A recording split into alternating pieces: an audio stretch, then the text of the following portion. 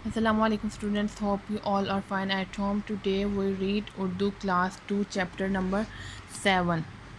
حضرت عمر فاروق رضی اللہ عنہ. حضرت عمر فاروق رضی اللہ عنہ ہمارے خلیفہ تھے. اس چیپٹر میں آپ کو ان کی خوبیاں، وہ کون تھے، انہوں نے اسلام کے لیے کیا خدمات سر انجام دی، آپ کو اس چیپٹر میں یہ سارا کچھ بتایا جائے گا. Now start the reading. مسلمانوں کے خلیفہ دوم حضرت عمر فاروق رضی اللہ عنہ ہیں. ہمارے جو خلیفہ دوم دوسرے خلیفہ ہیں وہ حضرت عمر فاروق رضی اللہ عنہ. خلیفہ دوم، خلیفہ کہتے ہیں پیغمبر کے قائم مقام. آپ رضی اللہ عنہ زمانہ جاہلیت میں عرب کے چند پڑھے لکھے لوگوں میں شامل تھے. زمانہ جاہلیت میں جب لوگوں کو پڑھنا لکھنا نہیں آتا تھا، آپ اس دور میں جو چند پڑھے لکھے لوگ تھے آپ ان میں شامل تھے.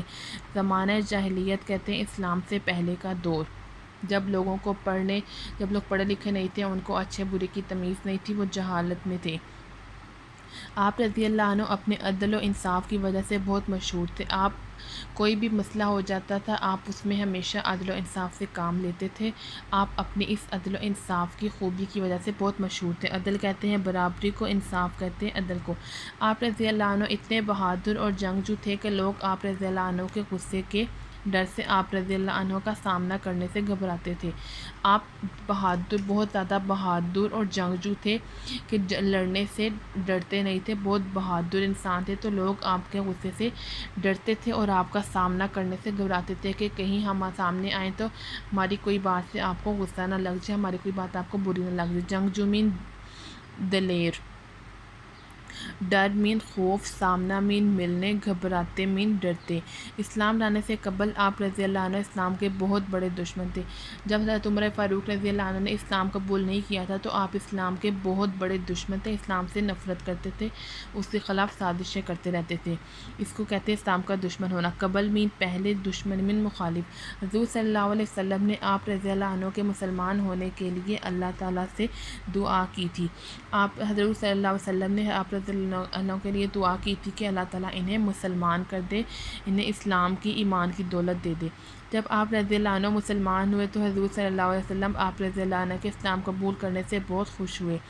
جب حضرت عمر فاروق رضی اللہ عنہ نے اسلام قبول کر لیا تھا تو آپ صلی اللہ علیہ وسلم کو اس بات سے بہت خوشی ہوئی تھی اور مکہ کے کافر سرداروں کے حوصلے پست ہو گئے تھے. جب آپ رضی اللہ عنہ نے اسلام قبول کیا تو جو کافر تھے اس دور کے، جو کافر تھے وہ بہت ڈر گئے تھے، ان کے حوصلے بہت پست ہو گئے تھے کہ اب ہماری خیر نہیں، اب حضرت عمر فاروق رضی اللہ عنہ نے ہمیں چھوڑنا نہیں ہے. ان کے حوصلے جو پست ہو گئے تھے، وہ کمزور ہو گئے تھے.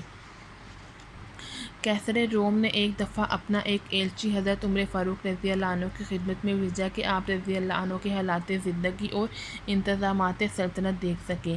کیسر روم نے ایک دفعہ اپنا ایک ایلچی کہتے ہیں پیغام لانے والے کو، اس کو بھیجا کہ جاؤ اور جا کر دیکھ کر آؤ کہ حضرت عمر فاروق رضی اللہ عنہ خلیفہ بننے کے بعد کیسی زندگی گزار رہے ہیں، ان کے حالات کیسے ہیں، حالات زندگی کے حالات، انتظامات سلطنت، حکومت چلانے کا طریقہ.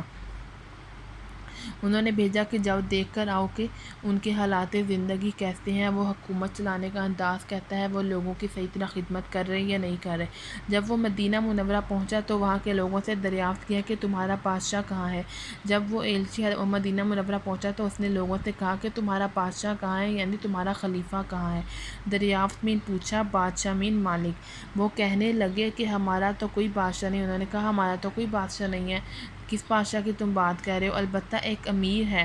انہوں نے کہا ہمارا ایک بادشاہ نہیں ہے، ایک امیر ہے. امیر بھی کہتے ہیں خلیفہ کو، جو جیسے کوئی بادشاہ ہوتا ہے، امیر ہوتا ہے، سلطنت کا مالک ہوتا ہے. جیسے اب ہمارا پریزیڈنٹ ہے، ہمارا صدر ہے، ہمارا وزیر اعظم ہے، اسی طرح اس دور میں خلیفہ ہوتے تھے، امیر ہوتے تھے، بادشاہ ہوتے تھے. جو کہیں شہر سے باہر گیا ہوا ہے، انہوں نے کہا کہ ہمارا کوئی بادشاہ تو نہیں ہے لیکن ایک امیر ہے جو کہیں شہر سے باہر گیا ہوا ہے. وہ قاصد آپ رضی اللہ عنہ کی تلاش میں باہر نکلا تو کیا دیکھتا ہے کہ آپ رضی اللہ عنہ دھوپ میں گرم ریت پر سوئے ہوئے ہیں اور کوئی چوکیدار بھی نہیں ہے. جب وہ قاصد آپ رضی اللہ عنہ کو تلاش کرنے کے لیے باہر نکلا تو اس نے دیکھا کہ آپ رضی اللہ عنہ دھوپ میں پڑے ہوئے ہیں گرم ریت پر. دھوپ بھی اتنی تیز ہوتی ہے اور اوپر سے ریت تو ویسے ہی جب دھوپ میں پڑی ہوتی ہے تو آپ کو پتہ ہے کہ وہ بہت زیادہ گرم ہو جاتی ہے. وہ اس پر سوئے ہوئے ہیں اور ان کے پاس کوئی ان کی حفاظت کے لیے کوئی چوکیدار، کوئی سیکیورٹی گارڈ بھی نہیں ہے. یہ دیکھ کر وہ سخت متعجب ہوا. قاصد یہ دیکھ کر بہت حیران ہوا کہ ایسے کیسے ہو سکتا ہے کہ ایک بادشاہ، ایک امیر، ایک سلطنت کا جو بادشاہ ہوتا ہے وہ اس طرح بغیر چوکیدار کے، بغیر کسی حفاظت کرنے والے انسان کے، اس کی کوئی حفاظت کرنے والا نہیں ہے، وہ گرم ریت پر سویا ہوا ہے. اور اس نتیجے پر پہنچا کہ حضرت عمر فاروق رضی اللہ عنہ عدل کرتے ہیں، اسی وجہ سے بخوف سو رہے ہیں. تو اس نے اس سے یہی اندازہ لگایا کہ آپ رضی اللہ عنہ جو ہے وہ عدل کرتے ہیں لوگوں کے معاملات میں، لوگوں کے مسئلوں میں، اسی لیے وہ بے خوف سو رہے ہیں کہ جب انسان عدل کرتا ہے تو اس سے خوف نہیں ہوتا کہ ہم نے اس کے ساتھ زیادتی کی ہے، ہم نے اس کے ساتھ ایک شخص کے ساتھ ہم نے اچھا معاملہ کیا اور دوسرے کے ساتھ ہم نے زیادتی کی ہے.